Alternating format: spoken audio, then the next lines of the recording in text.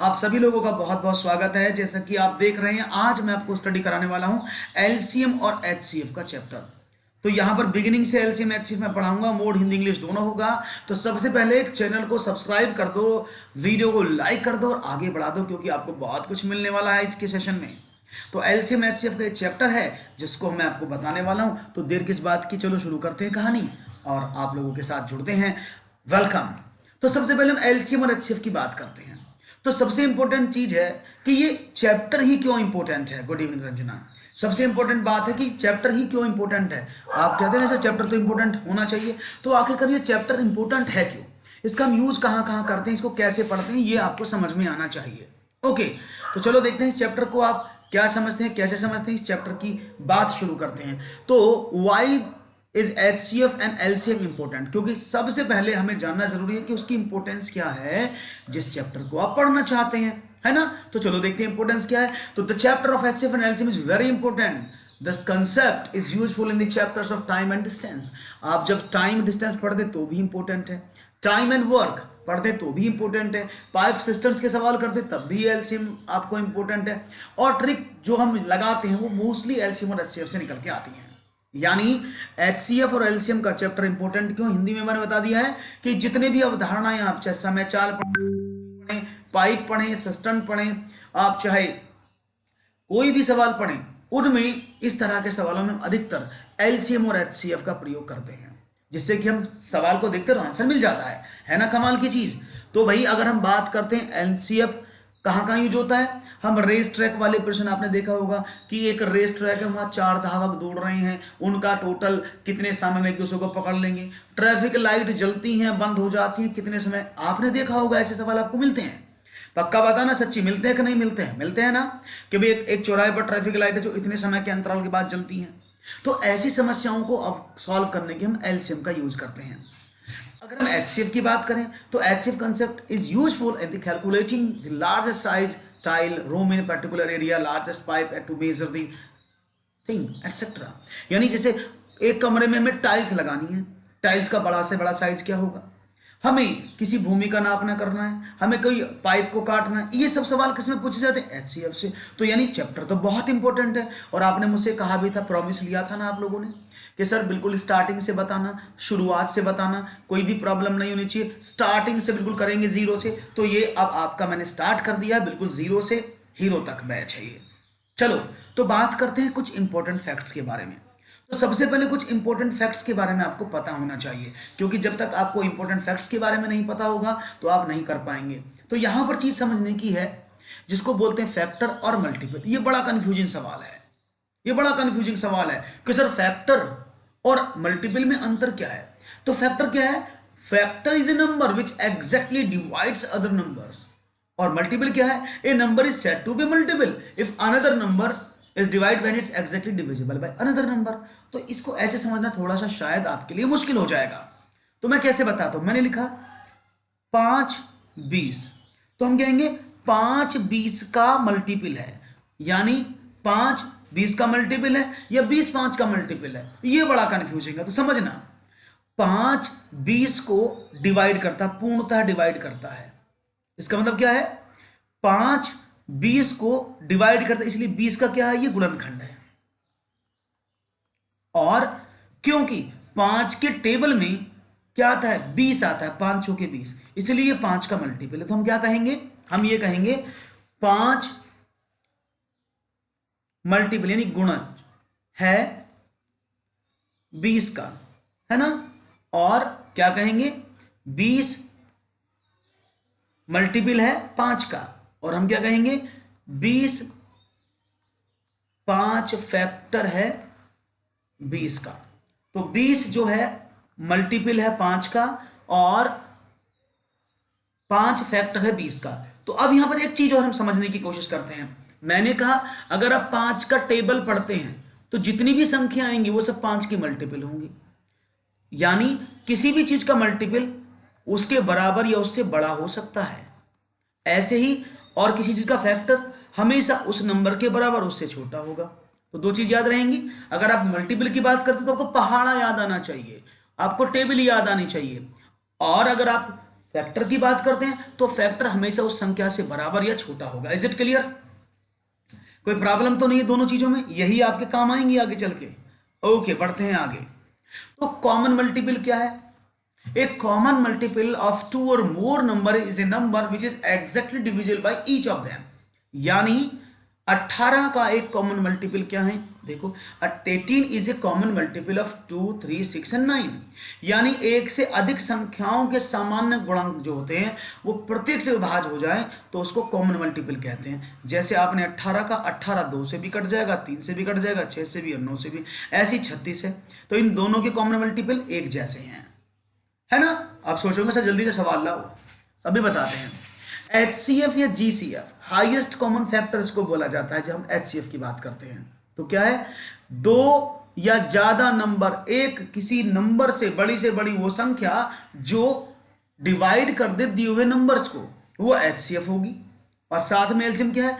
वो छोटी से छोटी संख्या जो डिवाइड हो जाए दिए हुए नंबर से, उसको हम एलसीएम कहते हैं। अभी देखो समझना इस चीज को, यहां बताता हूं।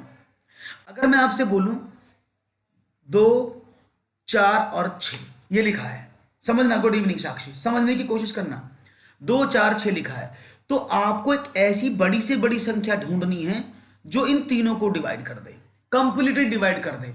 तो वो बड़ी से बड़ी संख्या कौन सी है? The largest number, highest value is 2, क्योंकि 2 को भी डिवाइड करेगा, 4 को भी डिवाइड करेगा और 6 को भी डिवाइड करेगा।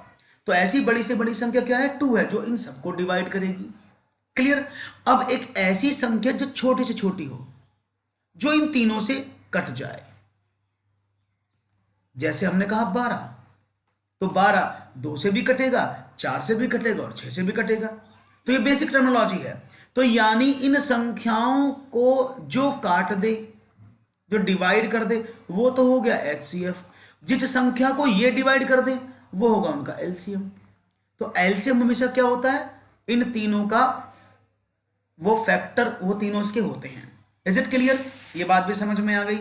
एलसीएम। अब यहां पर दो तथ्य और निकल के सामने आते हैं, उनको भी समझ लीजिएगा। दो तथ्य बहुत ज्यादा आते हैं। नंबर 1, एलसीएम, ये बहुत इंपॉर्टेंट पॉइंट है, बड़ी संख्या हो सकती है, वहीं HCF सबसे छोटी संख्या हो सकती है। इस बात का याद रखिएगा।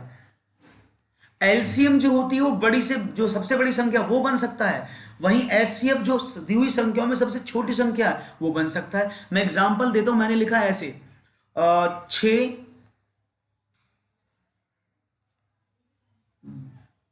18 और 24, 36 ऐसे लिखा मैंने। अब इन तीनों की अगर हम बात करते हैं तो अगर मैं एलसीएम की बात करता हूं तो सबसे बड़ी संख्या 36, तो 6 से भी कटती है, 18 से भी कटती है, तो बड़ी से बड़ी संख्या हो सकती है, लेकिन ये HCF नहीं बन सकती। वहीं छोटी संख्या क्या 6 है, तो 6 इनका HCF बन सकता है। तो इस विषय को याद रखिएगा, दी हुई संख्याओं में सबसे छोटी संख्या HCF हो सकती है और दी हुई संख्याओं में सबसे बड़ी संख्या LCM हो सकती है। Good evening, is it clear? ये बात समझ में आ गई होगी सब लोगों को। तो चलिए अब आगे बढ़ते हैं और कुछ नई चीजों के बारे में और जानकारी इकट्ठी करते हैं। ये मैंने लिखा है, सबसे बड़ी संख्या है जो सभी दी हुई संख्याओं को वास्तव में विभाजित करती है। 2 या 2 से अधिक संख्याओं का HCF दी गई संख्याओं की सबसे छोटी संख्या के बराबर या उससे छोटा होगा। दी गई संख्याओं का HCF उनके LCM को विभाजित करता है। इसे याद रखना, ये बहुत कॉमन पॉइंट है। जब आप सवाल करते हो ना एग्जाम वाले, तब ये काम आते हैं।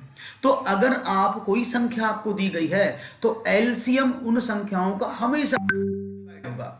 यानी 2 संख्याओं का, 3 संख्याओं का, 4 संख्याओं का, जितनी भी संख्या है उनका LCM हमेशा डिविजिबल होता है HCF से। एक प्रॉपर्टी है, ये सही गलत में पूछ लेता है आपसे। हाँ, बारिश यहां पर भी बहुत तेज हो रही है, सुबह से हो रही है आज। तो क्या समझे, LCM हमेशा LCM को हमेशा डिवाइड करता है। 2 संख्याओं को सहप्रधान कहा जाता है, उनकी HCF 1 है। यानी 2 संख्याओं को को प्राइम नंबर कह सकते हैं, इनको सह अभाज्य भी कह सकते हैं। तो 2 नंबर को प्राइम होते हैं कब? जब उनका HCF कितना होता है? 1। ये मैंने अभी थोड़ी देर पहले वाले चैप्टर में पढ़ाया था। Is it clear? ये HCF के बारे में तथ्य समझ में आया। अब LCM के बारे में सुनते हैं। LCM 2 को प्राइम नंबर का हमेशा क्या होता है? ये वो पॉइंट है जो आपको एग्जामिनेशन में सही ट्रू और फॉल्स में पूछे जाते हैं। तो इस बात को याद रखिएगा, ये पॉइंट मैं आपको एक्स्ट्रा में ऐसे नहीं पढ़ा रहा हूं, these are very important point, क्योंकि ये एग्जामिनेशन में ट्रू फॉल्स में आते हैं। तो दो सह अभाज्य संख्याओं का एलसीएम हमेशा उनका मल्टीपल होगा। जैसे मैंने कहा 3 और 5 दोनों को प्राइम नंबर हैं, तो इनका एलसीएम हमेशा इनका मल्टीप्लाई होगा 15। Is it clear? Good evening, कैसी हैं दिव्या? एलसीएम ऑफ 2 और more numbers is greater than और equal to the greatest number of the given number. अभी मैंने बताया था कि दो संख्याओं का एलसीएम या तो सबसे बड़ी संख्या होगी या उसका ही मल्टीपल होगी जो उससे बड़ा होगा। Is it clear? ये बात भी समझ में आ गई। तो आपको कहीं ना कहीं 2-3 बातें समझ में आई। अब बात करते हैं एक फैक्ट की जो आपसे बहुत बार एग्जामिनेशन में पूछा जाता है कि एचसीएफ, वो एचसीएफ किसका? भिन्नों का। अगर मैं भिन्नों के फ्रैक्शन के एचसीएफ की बात करता हूं तो ये क्या होता है? मैस है। महत्तम समापवर्तक क्या होता है? एचसीएफ किसका? अंश का, बटे एलसीएम किसका? हर का। याद रखिएगा, अगर मैं भिन्नों का मैं से ज्ञात कर रहा हूं तो ऊपर वाली संख्याओं का अंश का हमेशा एचसीएफ निकलेगा। वहीं अगर मैं एलसीएम की बात करता हूं तो लय से क्या होगा? वो क्या होता है कि अंश का क्या निकलेगा? जो आपसे पूछा गया है लय से, और हर का क्या होगा? मैं से। Is it clear? तो अगर एलसीएम निकालते हो तो लय से ऊपर आएगा, आपने एचसीएफ निकाला तो मैं से ऊपर आएगा। नहीं, जो चीज आप भिन्नों में फाइंड आउट करते हो ऊपर वही रहेगा। बस इतनी सी बात याद रखिएगा। तो ये सवाल आपको बहुत आसानी से इजीली हैंडल हो जाएंगे। क्लियर है? ओके। अब एक सवाल और बार बार पूछा जाता है कि product of two number always be equal to the multiplication production of HCF and LCM. यानी पहली संख्या गुणा दूसरी संख्या बराबर एलसीएम मल्टीप्लाई बाई एचसीएफ। तो इसको याद रखिएगा हमेशा, ये बहुत काम की चीज है, ये आपको बहुत काम आने वाली है आगे वाले सवालों में।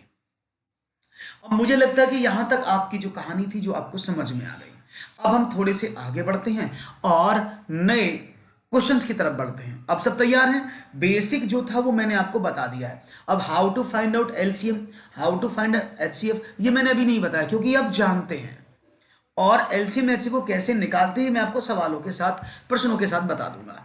क्लियर है? चलो तो बढ़ते हैं आपके सवाल की तरफ। चलो, find the least number which is exactly divisible bye 12, 15 and 20। सबसे कम संख्या का, सबसे छोटी संख्या का पता लगाएं जो 12, 15 और 20 से बिल्कुल विभाज्य है। बहुत ही इजी सवाल है, इट्स वेरी इजी।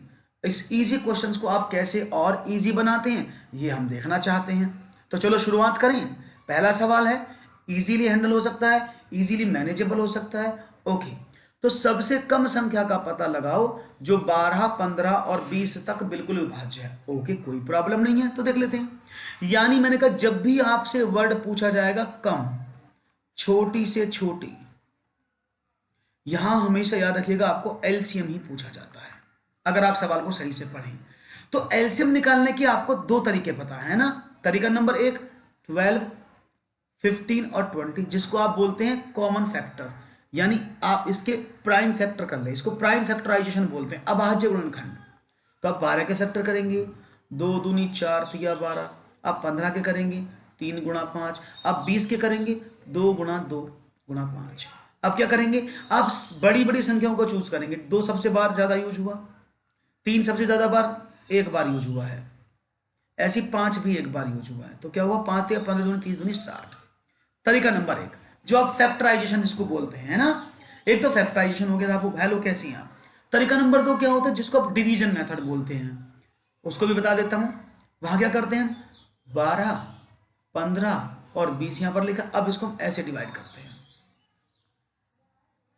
2 से डिवाइड करते हैं। तो 2 से करेंगे तो क्या आएगा, 6। इसको डिवाइड करिए, नहीं कटता उसको नहीं काटते, दैट इज 10। फिर 2 से डिवाइड करते हैं, 2 तिया 6, 2 सत्ते 14, कटता नहीं, छोड़ दो, 2 पंचे 10। अब 3 से काटें, 3 एकम 3, 3 पंजे 15 और 5 कटता नहीं। फिर 5 से काटें, 1 1 1। तो ये क्या हुआ, 2 multiply by 2 multiply by 3 multiply by 5 बराबर 60। तरीका नंबर 2। Is it clear? समझ में आ रहा है? तो चलो बहुत बढ़िया, ये समझ में आ गया तो बहुत ईजी सवाल था। तो धीरे धीरे आगे बढ़ाता हूं सिलसिले को, शुरुआत करता हूं। एक और सवाल आपके स्क्रीन पर रखता हूं, मे बी आपको बहुत अच्छे से समझ में आए। अब इसका एडवांस तरीका भी बताऊं एक बार, वो भी देख लो भाई। अब हम कैसे करते हैं उसको भी समझ लेना, जैसे मैं करता हूं उसको समझना कैसे करते हैं। मैंने कहा 12, 15 और 20 में सबसे बड़ी संख्या एचसीएफ हो सकती है, लेकिन आपने देखा 20 तो 15 से नहीं कटता, 12 से भी नहीं कटता, तो अब क्या करते हैं 20 के मल्टीपल काउंट करते हैं। 20 दूनी 40, इन दोनों से नहीं कटता, 20 या 60। जैसे अपने 20 का मल्टीपल पढ़ा, वो 15 से भी कट गया और 12 से भी कट गया। तो किसी भी दी हुई संख्याओं में सबसे बड़ी संख्या या उसका मल्टीपल ही एलसीएम बनता है, ये आपको समझ में आ गया है। बहुत बढ़िया जवाब आप लोगों का हुआ है। तो वन मोर क्वेश्चन करें, एक और सवाल नहीं, चलो तो एक और सवाल लेते हैं और देखते हैं one more question for you, क्या मिलता है आपका जवाब। झटपट से करते हैं सवाल, देखते हैं आपका जवाब। एक और सवाल आपके स्क्रीन पर ये रहा। तो चलो भाई शुरू हो जाओ और जल्दी से मुझे बताओ कि आपका सवाल का जवाब क्या होना चाहिए। ओके, वेरी नाइस, आपको समझ में आ रही है बात धीरे धीरे, सो नाइस ऑफ यू। तो भाई चलो अब देख लेते हैं आपका जवाब हमें किस तरह से प्राप्त हो रहा है, उसको भी जल्दी से करने की कोशिश करेंगे सब लोग। Find the largest number of 4 digit divisible by 12, 15 and 18। सारे क्वेश्चन एग्जाम बेस्ड हैं, तो इन सभी क्वेश्चंस को, एग्जाम बेस्ड क्वेश्चन को आप एग्जाम बेस्ड की तरह करेंगे तो मुझे बड़ा सुकून मिलेगा और आप सवालों को जल्दी से कर पाएंगे। ओके, तो देखते हैं आपके जवाब हमें किस तरह से मिलते हैं। Let's see. ओके, तो पहला सवाल आपके सामने हो चुका है, दूसरा सवाल आपके सामने है। तो देखते हैं आपके जवाब किस तरह से यहां पर आते हैं। ओके ओके, तो देखो अब सिंपल क्या है, 4 जो डिविजिबल हो 12 से, 5 से और 18 से, कोई प्रॉब्लम नहीं है। हमने क्या काम किया, हमने देखा 4 डिजिट का नंबर कौन सा होता है, आपने कहा ये वाला होता है। ओके, उसने कहा अब ये नंबर 12, 15, 18 से कटना चाहिए, 12, 15, 18 से डिविजिबल होना चाहिए। अब क्या करें, यानी ये नंबर कैसे चेक करें कौन सी बड़ी से बड़ी संख्या होगी, यानी सबसे पहले आपको वो कॉमन संख्या निकालनी होगी जो इन तीनों से कट जाए। तो आपने 12, 15, 18 का जब एलसीएम लिया तो क्या आया, आपने कहा सर 180 है ना। तो देख लेते हैं 180 कैसे आया। आपने क्या काम किया, 12 के फैक्टर करें, 15 के की और 18 के की। तो मैं आपको दोनों तरीके से बता देता हूं। अब देखो 18 था, ये 180 होते हैं, 15 से भी कटता है, 12 से भी कटता है। तो मैंने सबसे पहले संख्या देखी किससे कटेगा, चलो हमने 2 से डिवाइड कर दिया, 6 बार कटा, 15 कटता नहीं है 9 बार। फिर 2 से डिवाइड करें, 3 बार कटा, 15 कटता नहीं 9। अब 3 से करें, ओके, 3 एकम 3, 3 पंजे 15, 3 तिया 9। फिर 3 से करें, 3 एकम 3, 3 पंजे 15, 3 एकम 3। फिर 5 से कर दें, तो 5 या 15, 35, 2, 90, 2, 180, 180। अब जितने भी 180 के मल्टीपल होंगे, जितने भी 180 के मल्टीपल बनेंगे, वो सब क्या होंगे, वो सब 12, 15, 18 से तीनों से कटेंगे। तो मैंने क्या काम किया, 999 में डिवाइड कर दिया 180 का, तो 18 पंजे 90, 900, 18 पंजे 90, 900, 99 बचा, यानी 99 नहीं कटेगा। यानी इस संख्या में से अगर मैं 99 घटा दूं तो 9900 ऐसी संख्या जो तीनों से कट जाएगी। क्लियर है। नहीं तो आप एक काम भी कर सकते थे, क्या कर सकते थे, आप सिंपली क्या कर सकते थे, आप यहां पर चेक भी कर सकते थे कौन सी संख्या इनसे कट जाएगी। Okay, choice always be yours. Is it okay, आगे बढ़ूं, एक और सवाल लिया जाए।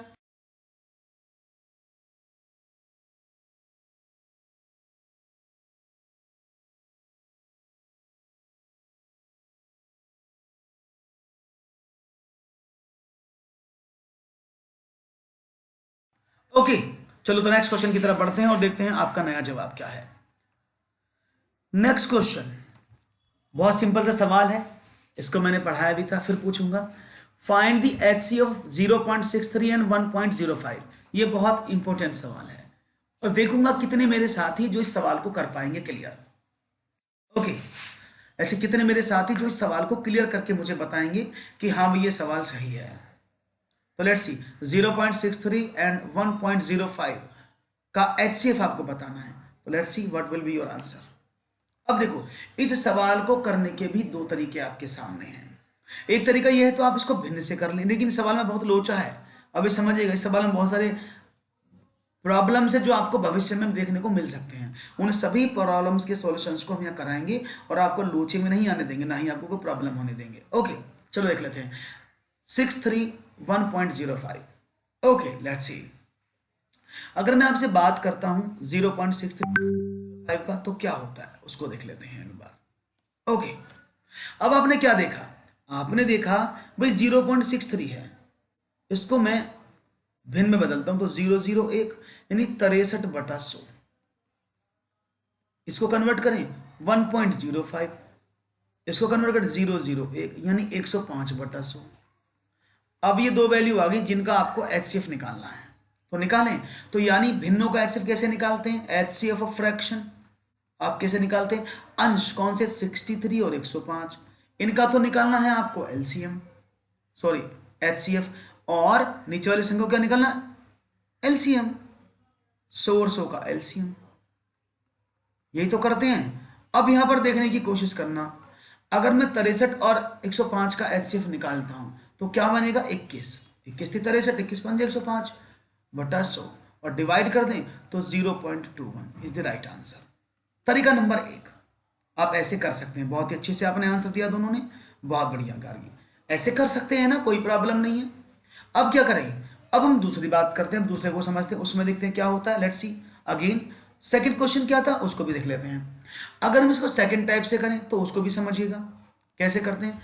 ये 0.63 लिखा है और ये 1.05 लिखा है, तो मैं इनको दशमलव हटाने की, इसको बोलते हैं प्रतिकारी कंपनसेट मेथड। कई बार आपको पूछा जाता है एग्जामिनेशन में, जो पेडागॉजी सेक्शन होता है तो उसने किस मेथड का प्रयोग किया, तो ये जो मेथड मैं आपको करा रहा हूं इसको प्रतिकारी या प्रतिपूर्ति या इसको कंपनसेशन भी कहा जाता है, ठीक है ना। तो 0.63 की हम बात करते हैं तो क्या होगा, 0.63 में दशमलव हटाने के लिए आपने 100 का गुना किया, क्योंकि 2 के बाद दशमलव था तो सभी में 100 का गुना हो गया, नई संख्या प्राप्त हुई 63 और 105। तो आपको 63, 63 और 105 का एचसीएफ निकालना, जो कि 21 होता है भाई, 21 थी 63, 21 पंजे 105, 21 आया। लेकिन ये फाइनल आंसर नहीं है, क्योंकि इस आंसर को लाने के लिए आपने इनिशियली 100 का मल्टीप्लाई भी किया था, तो अब 100 का डिवाइड कर दो लास्ट में जाकर के। तो पहले मैंने क्वेश्चन को इजी करने के लिए 100 का गुणा किया और बाद में उसको करने के लिए मैंने उसमें डिवाइड कर दिया, तो 0.21 मेरा आंसर आ गया। इज इट क्लियर, कोई प्रॉब्लम तो नहीं किसी को, बहुत बढ़िया, समझ में आया है, ओके ग्रेट। आगे बढ़े, अब एक और सवाल इसी का जुड़वा भाई, इसको देखते हैं क्या मिलता है। Find the LCM of 1.05 and 2.1, इसको देख लेते हैं क्या मिलता है जवाब आपका, इसको भी तो देख लें आप क्या जवाब देते हैं। तो जल्दी से जवाबों का सिलसिला जारी है और आपके क्वेश्चन थोड़े से हम पे भारी हैं, तो जल्दी से देखते हैं आपका जवाब कितना अत्याचारी है और आप इसको जवाबों क्या देते हैं। ओके मैं भी देख लेता हूं और आप भी देखेंगे। यहां पर सवालों का सिलसिला जारी हुआ है और प्रश्न आप पर भारी हुआ है। ओके देखते हैं, अब एलसीएम निकालने में आपको थोड़ा सा प्रॉब्लम होने वाला है पक्का, ये मुझे पता है, इस एलसीएम को निकालने में आपको पक्का प्रॉब्लम होने वाला है, और वो प्रॉब्लम क्या होने वाला है मैं अभी आपको बता देता हूं। देखते हैं, चलो इसको करने के भी दो तरीके हैं। तरीका नंबर 1 यहां बताता हूं, 1.05 अपॉन इसको करें 0.01, तो क्या बना 105/100। दूसरे की बात करते हैं, 2.1 को सॉल्व करें तो 0.1, ये कितना हो गया 21/10। अब according to the rule, according to the नियम, हम क्या करते हैं, हम सब जानते हैं कि नियम के अनुसार एलसीएम जो होता है भिन्नों का वो क्या होता है, 105 और 21 दो भिन्न है ना, तो 105 और 21 का क्या होता है एलसीएम, क्योंकि ये अंश है, ये एनआर है, अपॉन 100 और 10 का एचसीएफ। सवाल करें तो 21 और 105 का एलसीएम कितना है 105 भाई, 21 पंजे 105, 105 ही तो है, और नीचे क्या है 100, डिवाइड कर दो तो क्या है 10.5, जो कि ऑप्शन में ही नहीं है, लेकिन उत्तर तो सही है आपका, जो कि ऑप्शन में नहीं है तो उत्तर तो आपका सही है, लेकिन आपका उत्तर गलत आ रहा है, आपका तरीका भी सही है। तो कभी सोचा है, सोचो सोचो गलत क्यों आया, मैं बताता हूं गलत क्यों आया, क्योंकि आपको शायद एक बात स्टार्टिंग में हमने समझा, ये बहुत इंपॉर्टेंट फैक्ट्स हैं जो आपके, अगर यहाँ 10.5 में देता तो हो सकता है आपका उत्तर आप वही लगाते, लेकिन क्वेश्चन गलत हो जाता। क्यों, क्योंकि एलसीएम जो होता है वो स्मॉलेस्ट नंबर होता है, छोटी से छोटी संख्या होती है ना। अब 10.5 एलसीएम तो है, क्योंकि जितने भी उसके मल्टीपल बनेंगे वो हमेशा मल्टीपल, हमेशा एलसीएम बनेंगे। तो प्रॉब्लम हो गई ना, गड़बड़ हो गया। तो क्या करें, इस क्वेश्चन को करने के लिए मैंने क्या काम किया, मैंने सिंप्लीफाई एक काम किया। जब भी आप एलसीएम निकालेंगे तो आप छोटी से छोटी संख्या फाइंड आउट करेंगे, तो आप क्वेश्चन को सिंपलेस्ट फॉर्म में लाके सॉल्व करेंगे। That is the simplest form. कैसे, 105 में अगर 100 का डिवाइड करना है तो इसको काट लो। ये क्या बनेगा, 21/5 से काटें 20। बात समझ में आ गई। तो ये सिंपलेस्ट फॉर्म है, इस सिंपलेस्ट फॉर्म में क्वेश्चन को करना है। तो आपके सामने दो क्वेश्चन आए, क्या, एक तो 21/20 और एक आया 21/10। अब इसका आपको सॉल्व करना है, इसका एलसीएम निकालना है। तो भिन्नों का एलसीएम क्या कहता है, 21,21 का एलसीएम अपॉन 20,10 का एचसीएफ। अब आपने देखा एचसीएफ कितना होगा, एलसीएम 21 और 21 का तो 21 ही होगा ना, और एचसीएफ क्या होगा, आपने कहा 10। तो आंसर क्या है, 2.1। याद रहेगा, इस तरह से सवाल को करेंगे, नहीं तो गड़बड़ कर देगा ये सवाल आपके साथ, नहीं तो आप 10.5 लगा के आ जाएंगे। इसीलिए मैंने ऑप्शन में 10.5 नहीं रखा था। Is it clear. अब अगर इस सवाल तरीके से समझ ना आए तो तरीका नंबर दूसरा भी हम लगा सकते हैं। आप जल्दी से इसका स्क्रीनशॉट ले लो, समझ में आ गया हो तो भाई टाइप कर दो और इस चीज को समझने की कोशिश करो। ओके, चलो देखते हैं जवाब क्या मिलता है। आपका दूसरा सवाल आपके समक्ष में रखता हूं, ये रहा। Okay, let's start. अब मैं आपको दूसरा वाला बताता हूं। अब दूसरा वाला कैसे कर सकते हैं उसको भी समझते हैं। ओके, अब देखो दूसरा वाला क्या है। अगर मैं इसको स्टार्टिंग में ही 1.05 था और 2.1 था, अगर मैं स्टार्टिंग में इसमें से दशमलव हटाऊं तो मुझे 2 अंक बाद दशमलव है, तो 100 की गुणा इसमें भी, तो सभी में 100 की गुणा हो गई। सवाल क्या बना, 105, और सवाल क्या बना, आपने कहा 210। अब आपको 105 और 210 का एलसीएम निकालना है। आपने कहा 105 दूनी 210 होते हैं, एलसीएम 210 ही आ गया ना। लेकिन स्टार्टिंग में आपने इस सवाल को हल करने के लिए 100 का गुणा किया था, तो लास्ट में क्या करेंगे, 100 का डिवाइड भी करना पड़ेगा ना, इसको बोलते प्रतिकारी। तो 2.1 अभी समझ में आया। तो आपको जो इजी लग रहा हो आप उससे कर सकते हैं। आप भिन्न वाले से करेंगे थोड़ा बड़ा पड़ेगा, आप इससे करेंगे तो आपका एक बार में सवाल क्लियर हो जाएगा। छोटे सी टाइम में आपको सवाल आसानी से समझ में आ जाएगा। I think now it's clear. अभी क्लियर है ना, बहुत बढ़िया, वेल डन। तो बढ़ते हैं एक और सवाल की तरफ, देखते हैं एक और सवाल आपके स्क्रीन पर क्या मचाता है बवाल, और आपको कैसे देते हैं उसके सवालों के जवाब। तो चलो भाई शुरू करते हैं एक और सवाल आपके सामने, और देखते हैं एक और सवाल आपके समक्ष क्या सवाल आपके स्क्रीन पर ये रहा। तो देखते हैं नया सवाल क्या है। क्वेश्चन है क्या कि भाई HCF of two number is 13 if these two numbers are in the ratio of 15:11 then find the numbers। दो संख्याओं का HCF 13 है, यदि ये दोनों संख्याएं 15:11 के अनुपात में, तो संख्याएं ज्ञात करो। तो इस सवाल को करने के लिए बड़ा ही आसान तरीका बताऊंगा मैं आपको। तो पहला तरीका तो ये है कि अगर दो संख्याएं हैं, मैंने A और B मानी, उसने कहा 13 दोनों का HCF है, तो उसका मतलब क्या है, जब दो संख्याएं हैं और दोनों का ही HCF यानी महत्तम समापवर्तक 13 है, तो मतलब दोनों 13 के मल्टीपल होंगे ना, दोनों 13 की मल्टीपल तो होंगी, तो 13 और 13 भी बनेगा। उसने कहा कि दो नंबर हैं, रेशो क्या है, ये है 15 और 11, यानी दोनों का अगर हम औसत देखें तो दो नंबर HCF आपको 13 दिया गया है, और इन दोनों का जो रेशो है वो 15:11 दिया गया है। अब यहां पर आपको कहानी कंफ्यूज करती है कि ये दो नंबर तो आपको ऐसे दे दिए 15x गुणा 11x, तो ये x वाला चक्कर आपको बहुत परेशान करेगा। तो हम कैसे शॉर्ट में करें, समझते हैं, देखिएगा तेजी के साथ। अब यहां पर देखो, जब उसने बोला है कि भाई HCF जो है उनका 13 है और संख्याएं अनुपात में ये हैं, तो सिंपल सी बात है भाई, अनुपात ये है, HCF है, क्योंकि 13 तो कॉमन होता है। तो अगर मैं 15 में 13 की गुणा करूं, क्योंकि ये HCF है जो कॉमन है, रेशो 15 है, तो गुणा करके देखे 13 पंजे 65, 13 कम 13 6 19 195।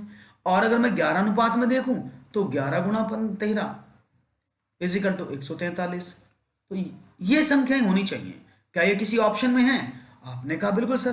तरीका number 1 to identify this question. तरीका नंबर 2 क्या हो सकता है उसको भी देखते हैं। बहुत ही अमेजिंग ट्रिक्स मैं आपको बता रहा हूं। देखो, अब आपने कहा ये संख्या रेशो में 15 और 11, तो रेशो का मतलब क्या होता है? अनुपात का मतलब होता है कि वो संख्या हमेशा किसी ना किसी वैल्यू का मल्टीपल रही होगी, मल्टीपल रही होगी ना। तो मल्टीपल कैसे रही होगी उसको देख लेते हैं। यहां पर देखा आपने 15 और 11 का मल्टीपल रही होगी।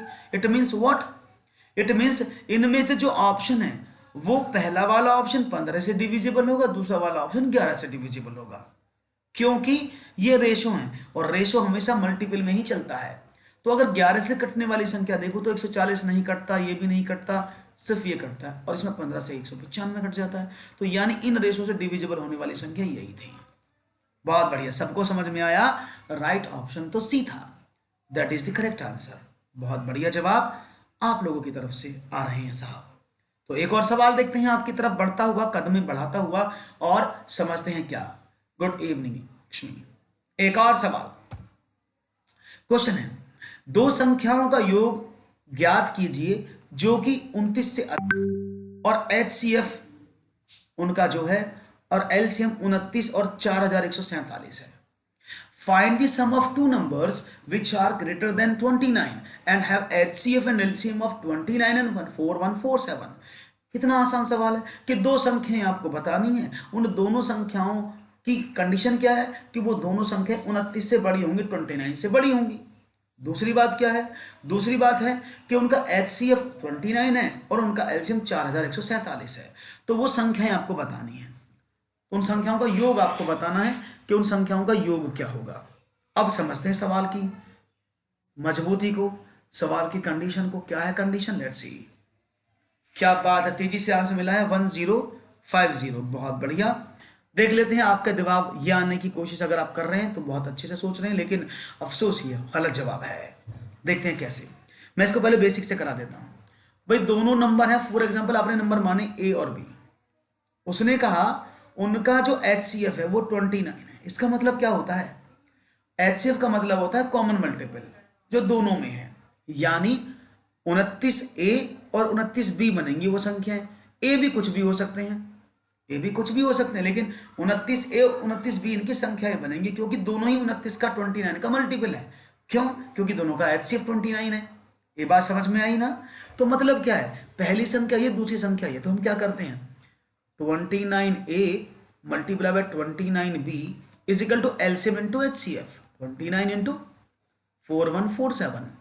अब a गुणा बी अगर मैं यहां रहने दूं तो क्या हो गया 29 multiply by 4147 divide by 29 multiply by 29। 29 से 29 कटा, इससे कटा तो 143। हाँ यही आया। ओके, यानी ए और बी दोनों की गुणा करी जाए सिर्फ नंबर की, एचसीएफ को हटा करके, तो 143 आता है, जबकि नंबर 29 और 29 बी है। कोई बात नहीं है। तो अगर मैं 29, उसने बोला ऐसे कितने सम होंगे, और कंडीशन क्या है, तो हमने पहले निकाला कि 143 में ऐसी कितनी संख्याएं बनेंगी, जोड़े बनेंगे जो इसमें काम कर सकते हैं, जो 143 मल्टीप्लाई होकर देते हैं। तो हमने देखा 1 गुणा 143 बन सकता है एक, तो दूसरा 11 गुणा 13 बनेगा। गुणा करने पर 143 आ जाए, ऐसे ऐसे दो जोड़े यहां पर बनेंगे। Is it clear? कोई प्रॉब्लम तो नहीं है? तो देख लेते हैं आपका जवाब क्या मिलता है। ऐसे कितने जोड़े बनेंगे ये आपको बताना था, तो देख लेते हैं। अब हमने जोड़े, अगर सवाल में पूछता है कई बार कि ऐसे कितने जोड़े बनेंगे, तो हम ऐसे जोड़ों की संख्या भी आपको बताते हैं, है ना? ऐसे जोड़ों की संख्या भी हम आपको बताते हैं। क्लियर? कोई प्रॉब्लम तो नहीं है? Okay great. तो ऐसे जोड़ों की संख्या कितनी है ये आपको बताना होता है। Very nice. अब क्या करें हम, अब कंडीशन क्या बनी, तो हमने देखा 1 गुणा 143 और 11 गुणा 13, ऐसे जिन दोनों की गुणा करके 143 आता है। तो मैंने माना कि एक संख्या 1 और 143 है, तो मैंने संख्या निकालनी शुरू की। देखते रहना आप सवाल को, कि हमने माना कि a बराबर 1 और b बराबर 143 है। अगर मैं इन दोनों को मानता हूं तो पहली संख्या बनी 29A 29, और उसने तो स्टार्टिंग में कह दिया है कि दोनों संख्या 29 से बड़ी हैं, तो ये तो गलत हो गया, ये वैल्यू तो नहीं हो सकती। तो आपने 11 13 पुट किया, तो 29A और 29B। अब a का वैल्यू कितना है 11, तो 29 इंटू 11 और 29 इंटू 13, तो क्या मिला 11 9 99, 11 दूनी 22 और 9 31, 319। 13 निम्मा 117, 13 दूनी 26 और 11 37। तो दोनों संख्या देखो, दोनों संख्याएं बड़ी है ना, दोनों संख्याएं बड़ी है ना। ओके, 29 से अब दोनों का टोटल देख लो, तो एक 319 और 377 इज इक्वल टू 696। तो ये बेसिक तरीका था जिससे आप सवाल को कर सकते थे आसानी से। Is it clear? कोई प्रॉब्लम तो नहीं किसी को? बहुत अच्छी बात है, प्रॉब्लम नहीं होनी चाहिए। अब आप ऐसे भी समझ सकते थे, मैं आपको एक चीज, अब ये क्लियर हो गया ना? ओके, अब देखते हैं इसका मतलब क्या था। उसने ये भी कहा आपसे कि भाई दोनों संख्याओं को जोड़ो तो 29 इंटू ए प्लस बी आना चाहिए। ये तो था कि 29 इंटू ए प्लस बी होना चाहिए, यही तो सवाल था। भाई दोनों का जोड़ बताना है, और ए बी कितना हो गया? आपने कहा 11 प्लस 13, तो 29 की गुणा कर दो तब भी आपको 696 मिल जाएगा। क्लियर है? सवाल थोड़े थोड़े से बड़े हैं लेकिन बेहतर हैं और चीजों को समझने में आपकी मदद करते हैं। Okay, find the greatest number which is dividing 1657 and 2037 and leaves the remainder 6 and 5 respectively. सवाल क्या है? वह संख्या बड़ी से बड़ी ज्ञात करो जिसको क्रमशः 1657 और 2037 के विभाजन पर शेष 6 और 5 रहता है। ये ऐसे सवाल एग्जाम में कई बार आए हैं, कई बार पूछे गए हैं। तो देखते हैं जवाब क्या मिलता है। बड़ी से बड़ी संख्या ज्ञात करनी है जो आपको इस विभाजन पर करने पर 6 और 5 शेष बचता है। तो देखते हैं जवाब क्या मिलता है आप लोगों का। ओके,